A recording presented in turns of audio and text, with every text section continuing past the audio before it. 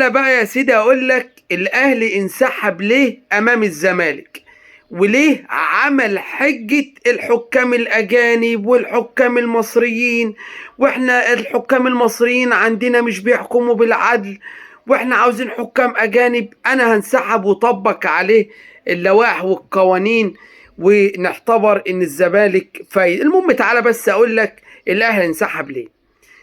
الاهلي امبارح بالليل اللي هو يوم الاثنين بالليل نزلوا بيان رسمي ان في الصبح اجتماع طارئ ده قبل مباراة القمة.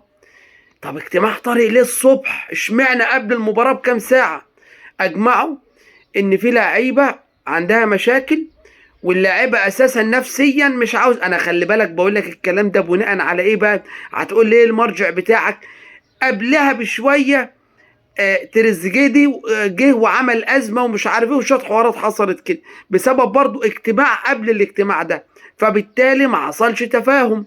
فاللي انا شايفه بقى من وجهه نظري ان بعد الاجتماع الطارئ اجمعوا ان اللعيبه غير مستعده بدنيا او نفسيا، فبالتالي انتوا لو نزلتوا تلعبوا هتفضحونا، هنتهزموا من الزمالك، هنبلعوا لنا هدفين ثلاثة على الأقل. انت لو أهلاوي ما تزعلش من الكلام، اصل ده الكورة مكسب وخسارة، يعني ما تفكرش ده أنا أهلاوي محايد للزمالك، لا، ما ياما الزمالك اتسحب، يعني هي ما جاتش على الأهلي. بس سبب انسحاب الأهلي الرسمي والوحيد مفيش غيره إن الأهلي عمل حجة الحكام الأجانب ومش الأجانب والأفلام الهندية. يا جدع طب لو أنت بقى عاوز حكام أجانب بحق وحقيقي كنت طلبت الطلب ده قبل المباراة ب10 أيام، ورحت دفعت فلوس لرابطة الأندية ومش عارف إيه والكلام ده، وجابوا لك الحكام يا سيدي، بسيطة أهي. أما أنت جاي تصدر لي قبل الماتش بساعتين وتقول لي لو ما جبتوش حكام أجانب دلوقتي مش هلعب. ايه ده؟ ده الماتش ده هم منزل القرار من ساعتين والماتش الساعة 9:30، 6 ساعات يا اخي.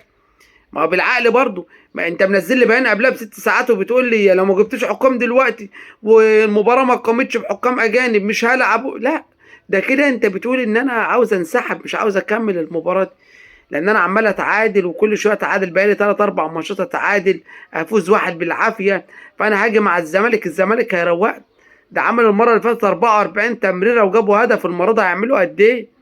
فالاهلي خايف من الزمالك، ده بمعنى اصح كده. سيبك بقى من الحكام والكلام اللي احنا عارفينه ده. الماتش ده يا جماعه الاهلي انسحب منه بسبب خوفه من الزمالك، وعارف قدره الزمالك وعارف امكانيه الزمالك في الماتش ده.